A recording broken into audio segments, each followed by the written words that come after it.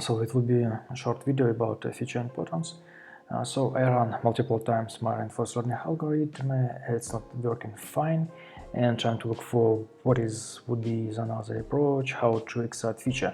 So right now for me it's the main thing. It is creates a data pipeline to create a feature.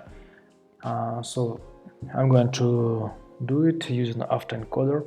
So it means when we have resistance lines and support line, I would like to extract some useful feature from this line and then input to reinforcement learning algorithm, or maybe it would be on transformer or LSTM model. So I need this one rewrite, but right now I have some autoencoder, and after that I need to input some useful feature, but I need to estimate this feature is useful or not. And especially for neural network, because it's a little bit different from a standard approach using machine learning when you're using random forest or something like this, or some tree algorithm, boosting algorithm, and you could extract from there feature importance. Yeah, but neural network is another area, and I need to extract something useful from there. Okay, how it's working, for example, I'll show you on some simple example. So we import library, and this library would be from sklearn, just for train test algorithm, standard scalar, TensorFlow, and PLT to plot this data. Then we set our directory, and this one I create some resistance line and support line. Yeah. And also I define some signal. So there I plot data, then I defined some levels, and then I create signals. And I would like to extract from this some useful feature.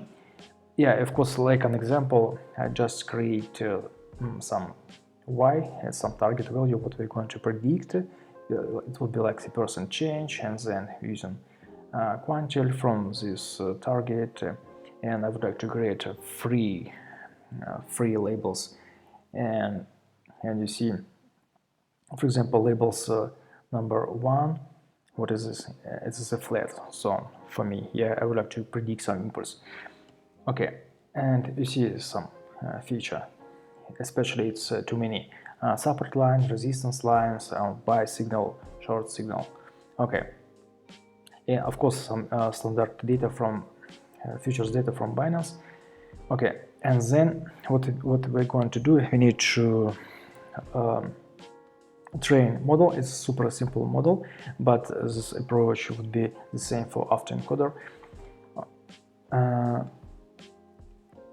Okay, so we train our data, and we're going to predict our model. Yeah, so and we achieve accuracy is about 60%, and then what we can do, we can plot our neuron. Yeah. We can plot our neuron and display a gradient for each layer, so to understand how neural network processes this data. Yeah.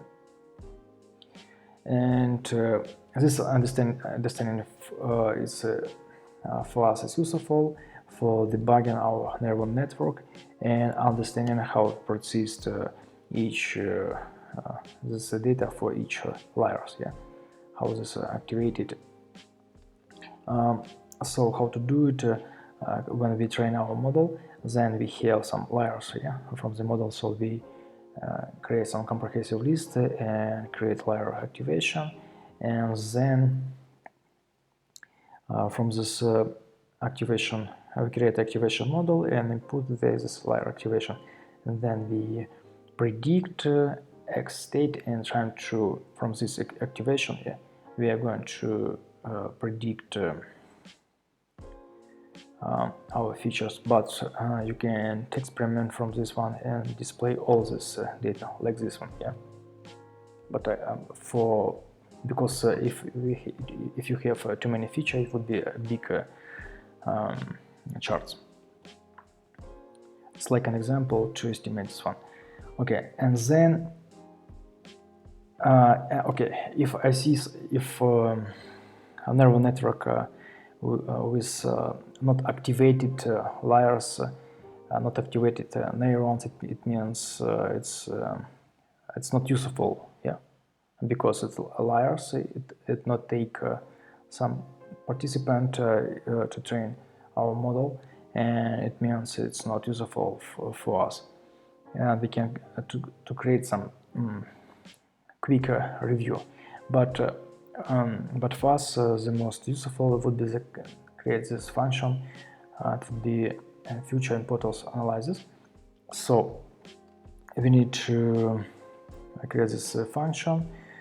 So we create a tensor, and using gradient tape we'll be looking for what is the gradient there, you see, and then we calculate some reduce mean of this gradient to estimate activation this gradient inside our neural network, and then we can plot this one.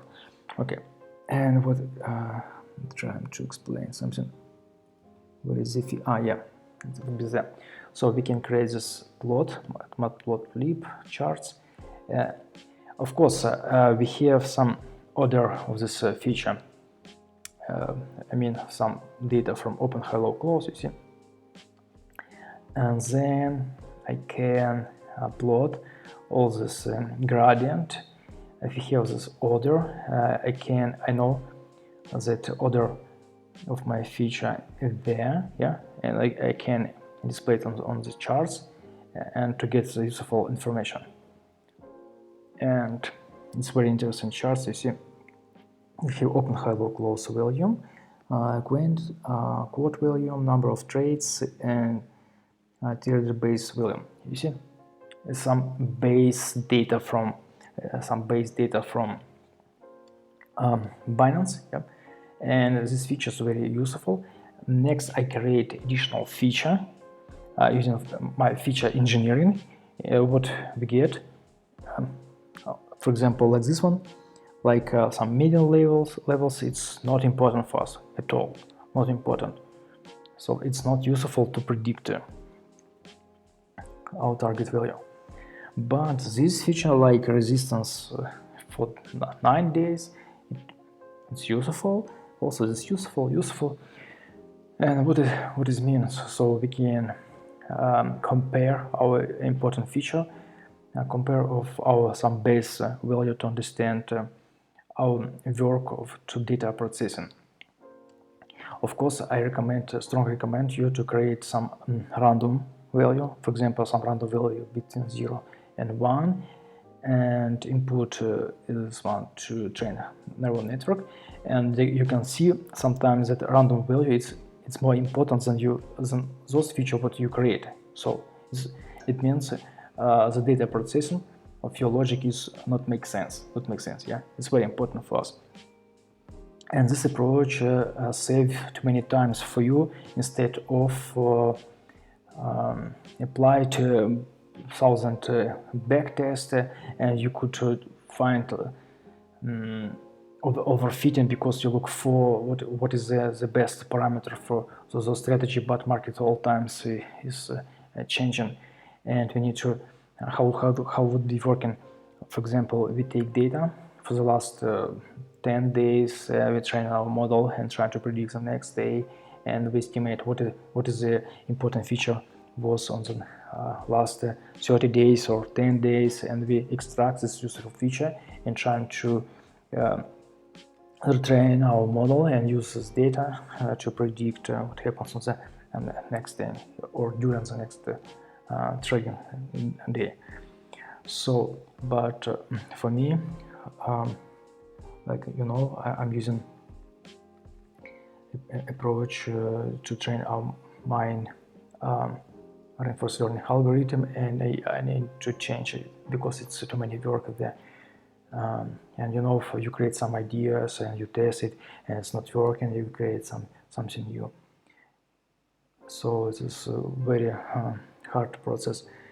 Okay, and for example, I would like to show you some like Q-learning trader, and in this Q-learning trader using a feature extractor here from this one. Yeah, like this one, I'm using feature extractor, but I need to rebuild everything there.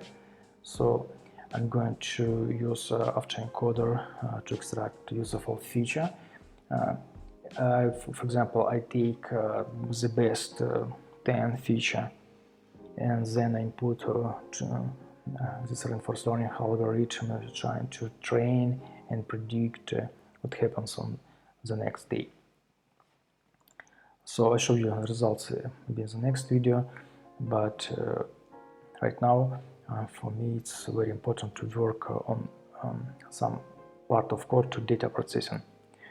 So you could use these techniques for yourself.